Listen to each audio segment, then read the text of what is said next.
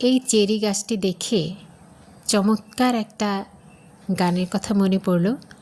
আমি মনে করি বাংলা গানের এটা একটা সত্যি অসাধারণ গান। মোটামুটি সব জেনারেশনের মানুষই এই গানটি পছন্দ করে থাকে। আপনি এতক্ষণে নিশ্চয়ই বুঝতে পেরেছেন আমি কোন গানটির কথা বলছি।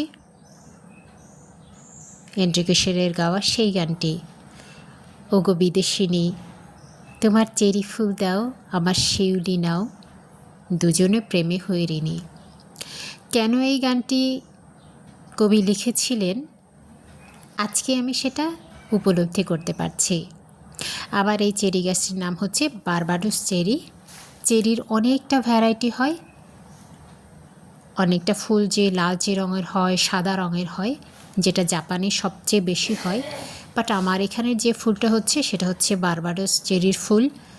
সত্যি অসাধারণ এবং প্রত্যেকটা ব্রাঞ্চে ফুল এসেছে, প্রত্যেকটা থোকাতে ফুল ধরেছে, প্রত্যেকটা পাতার ভাঁজে ফুল ধরেছে এবং 4টা পাপড়ি থাকে, ভেতরেরটা মূলত ফল হয়।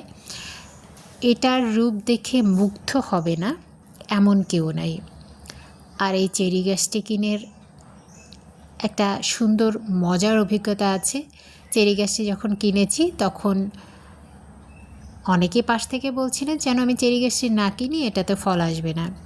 আমি বছর 2 এটার যত্ন করেছি, গাছটি শুধু বৃদ্ধিই হচ্ছিল, ফল হচ্ছিল না। অবশেষে লাল টুকটুকে এক ফল গোড়াতে দেখে সে কি আমার চিৎকার, আহ্লাদীপনা!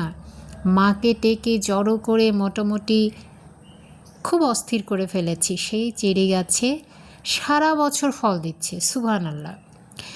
এবং চেরির ফল খুব কম সময়ের মধ্যে আসে। এই যে ফুলটা ফুটলো, জাস্ট 1 মাসের মাথায় আমি ফল পেকে যাবে, সেটা পারতে পারবো ইনশাল্লাহ। আমি 1 মাসের মধ্যে একবার ফল তুলেছি, ফল তোলা শেষ, আবার চেরি ফুল এসেছে। চেরির ব্যাপারটাই এমন। তাই আমি বলি আপনারা যারা ছাদ বাগান করেন, ভিটামিন সি এর ভরপুর চাহিদা যদি পূরণ করতে চান, আমার মনে হয় আপনি একটি চেরি গাছ লাগাতে পারেন। এই চেরি ফলটি কাঁচা খেতেও ভীষণ সুস্বাদু, পাকলে আরও সুস্বাদু। আর সবচেয়ে বড় ব্যাপার যেটা, এটার চমৎকার একটা স্মেল আসে। এই স্মেলটা তো আমি আপনাদেরকে দিতে পারবো না যতক্ষণে না এই গাছটি লাগাবেন। গাছটি খুব বেশি খাবার শোষণ করে, খুব বেশি পানি শোষণ করে, খুব বেশি বড় হয়।